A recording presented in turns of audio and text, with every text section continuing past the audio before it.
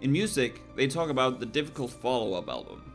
And in movies and games, sequels are seen in a similar light. And in sports, you have the sophomore slump after a good rookie season. We have more examples of bad sequels than good ones. But among the sequels, we find the rarest gems, those who improve on the hit that required a sequel. I'm talking The Dark Knight, I'm talking Godfather Part 2, Terminator 2. Today, we're looking at one of those games. This is Citizen Sleeper 2, Starward Vector.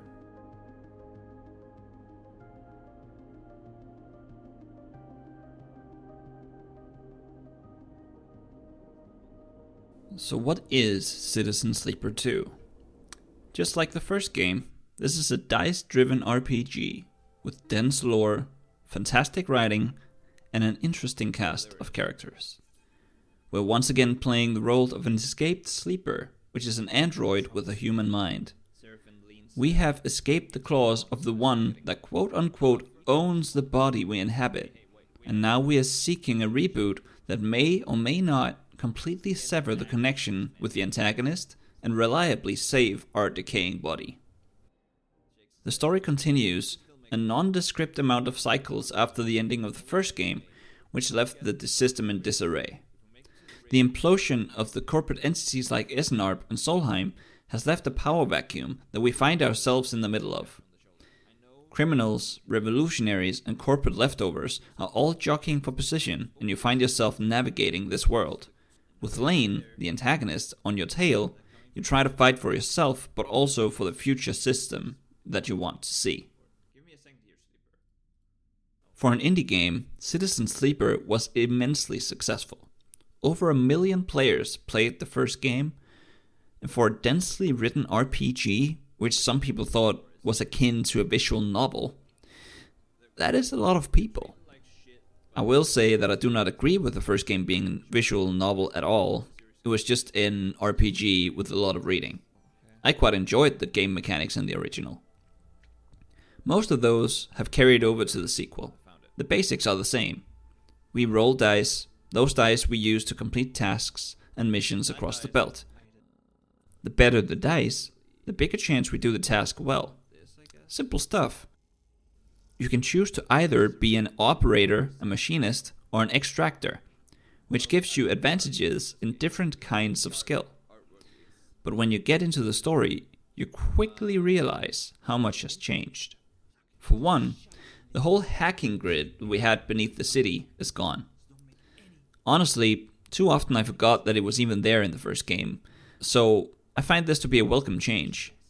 But let's talk about the things that has been added to the game. We are now assembling a crew. This gives us a lot of interesting interactions with the secondary characters. The possible crew members have different strengths and objectives, and in the dialogue you get warned by a pilot, Seraphine, when they don't trust the people you have brought on board. It seems there is a chance that crew members can fuck you over. The amount of times it gets brought up, it does seem like the choice you make of crew members matter a lot. In addition to crew members, they've added missions, which basically acts like side quests, and these are very well made. They are timed events where you can spend the amount of days that you have supplies for. If you fail and you're on the dangerous difficulty, you actually have to start over. Like, completely over. You have to start the game from the beginning.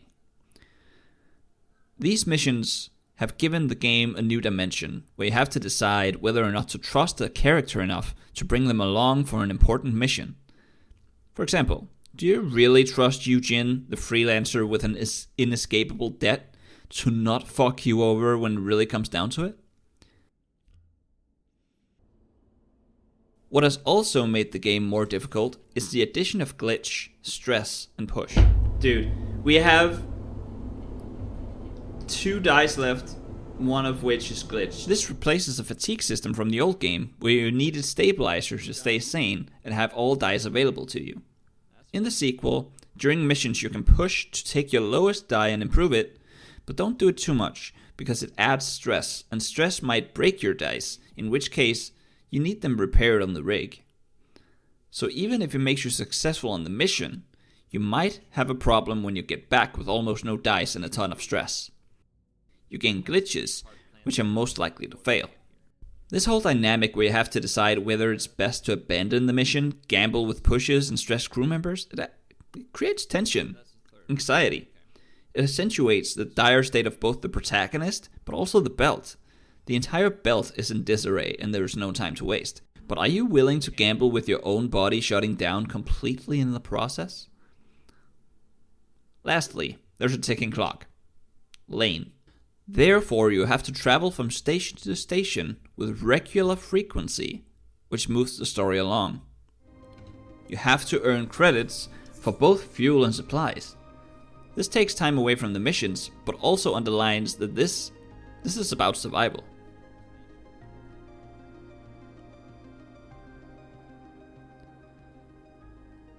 The story is really engaging.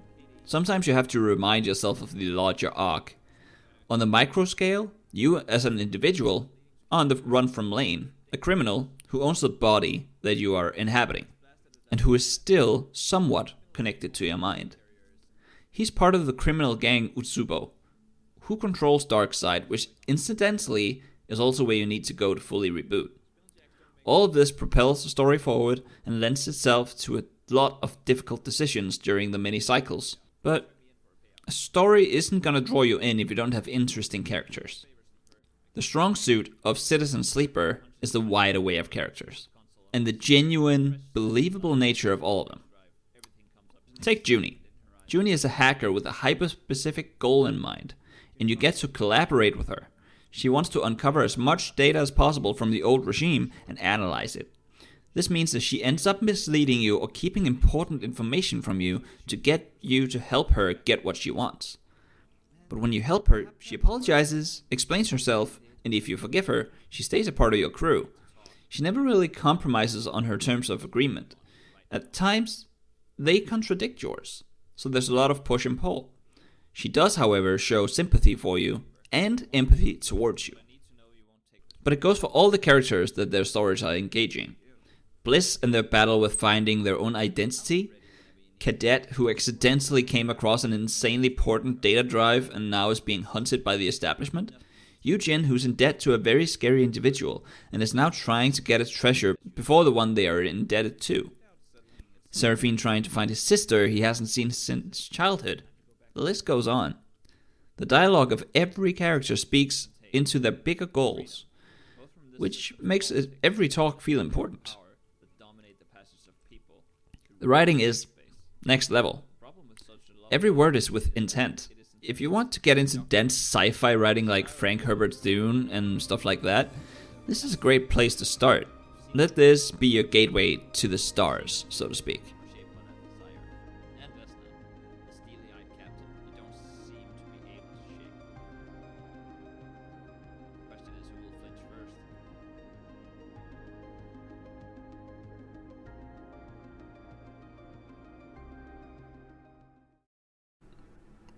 So, I want to talk about a spoiler, so here's your warning to get out. This game doesn't end when you defeat Lane and free yourself from his shackles, because the lack of the full reboot starts showing its effect. Your body breaks down, you get a permanent glitch, so you have less opportunities to do what you want to do. You basically get told to get shit done because you may not be the same after the reboot. Maybe the reboot fixes the body, maybe. But your personality is at risk. Maybe your personality dies and doesn't follow the body through the reboot. So you start preparing for your own death after you've beaten Lane. You have to weigh which loose ends you think are important to close, while your body becomes worse and worse, and thereby you have fewer and fewer dice to work with. And I regretted my decision. I never returned, for example, I never returned to Nimba with the spores.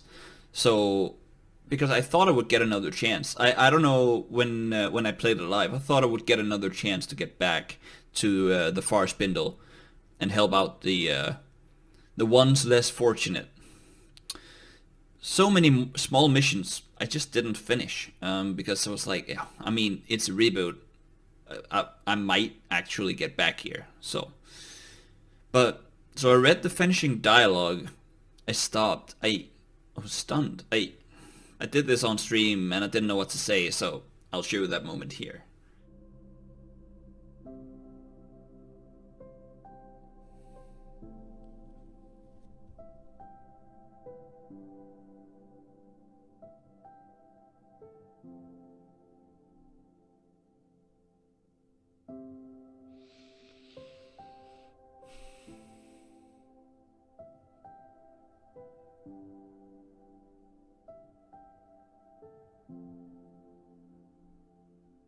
Well, fuck. Thought about the endings for days. Without really knowing why, I didn't know why it weighed on me so much, but I figured it out. It felt wrong. I didn't get all the shit done that I wanted to get done. A game about being a human mind in a robot body with vinyl skin made me think hard about my own mortality. Should I write a will? Do I get out enough? Why haven't I tried to explore my personal projects that I've dreamed about all through my life? Do I see my friends enough? All this stuff. I've dreamed about making a novel. I've dreamed about making essays. I've dreamed about becoming a musician. I've dreamed about making games. I've dreamed about being a professional sports athlete even. The answer is that I've been a toddler in every single one of these interests that I have. Tried to walk, but when I first stumble, I get scared of stumbling again, so I stop trying. Instead, I've kind of just crawled from corpo job to corpo job without, to pay the bills, to live a life besides work. Which of course is fine. I mean, we all need to do that. But I've never taken any steps towards actually trying to escape my Utsubo, if you could say so. Like my lane. How do I expect to escape if I don't take the steps in my free time to actually escape? This was the avalanche of thoughts that this game provoked in me. A game about an android in space. Where we roll dice to do missions. For that I really have to say thank you to the game makers. They have a story to tell and they tell it well. They make you actually think about this stuff in a way that I haven't for a long time. Is this me trying to escape my regular 9 to 5? Maybe, maybe not. I mean, at least this is the first step, where I take the chance on myself and see what happens. Maybe nothing comes of it. That's fine. But at least I did something before I have permanently lost the ability to do so. To put it mildly, this game nails it. It's obvious that they listened to the feedback from the first game where people thought it had more of a visual novel vibe. They improved on the first game in every single way, while telling the story in the same universe and thereby deepening the lore. The ending makes it uncertain whether or not a sequel will come. I welcome making this game a trilogy, but I'm also ready for this to be the end. Not all endings need to be resolved. Sometimes the unresolved ending is the best ending. The ending that keeps you longing, that keeps you wondering, pondering, thinking about this journey you went through. In Citizen Sleeper 2 Starward Vector, it certainly did. The players that loved the first game will adore this game even more. To return to the intro, this game is The Godfather Part 2 in the Godfather trilogy. This is Francis the Mute in the Mars Volta Escape. This is the one that surpasses every expectation that we had, left by an already strong beginning. And for that, I commend you, Jump Over the Age. This was a delight. Thank you very much.